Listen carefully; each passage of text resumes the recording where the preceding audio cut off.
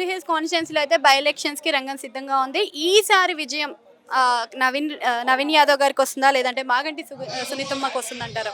నవీన్ అన్న ఈసారి భారీ మెజారిటీతో గెలుస్తాడు. బంపర్ మెజారిటీ, మినిమం ఒక 50, 70, 80,000 మెజారిటీతో గెలుస్తాడు ఈ జూబ్లీ డివిజన్లో.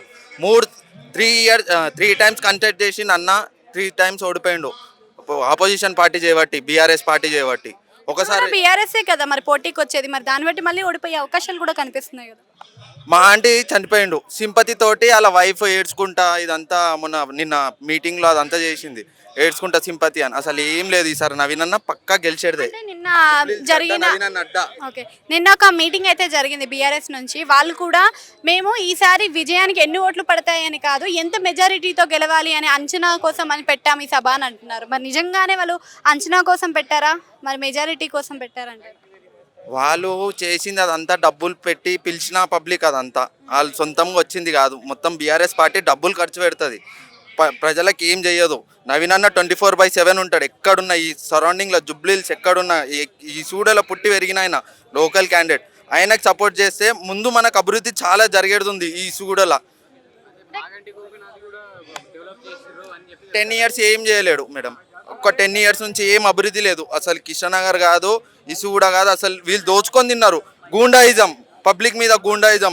మా ఇంటి గల్లీలో 8 years అయింది రోడ్ లైన్, పైప్ లైన్ తవ్వి ఒక 8 years దాకా ఇప్పటిదాకా వేయలేరు. ఇప్పుడు రీసెంట్లీ నవీన్ అన్న వచ్చిన తర్వాత మాకు వచ్చింది రోడ్. అన్న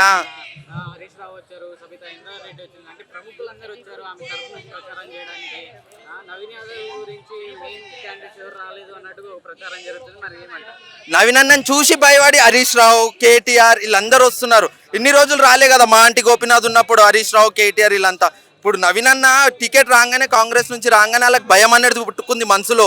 అమ్మో నవీన్ యాదవ్ గెలిచిపోతే ఏమవుతుంది అని చెప్పి ఈసారి వాళ్ళందరూ రంగంలో దిగిరు. కానీ ఎంత ఏమున్నా నవీన్ అన్ననే గెలివేసేది పక్కా.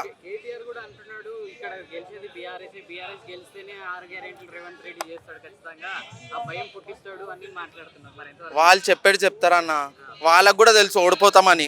కానీ వాళ్ళు ఏమనుకుంటున్నారు, మేము గెలుస్తామని అందరికీ పుకారు చేసుకుంటారు. కానీ 1 side నవీన్ అన్ననే ఈసారి అయితే కన్ఫర్మ్. 70, 80,000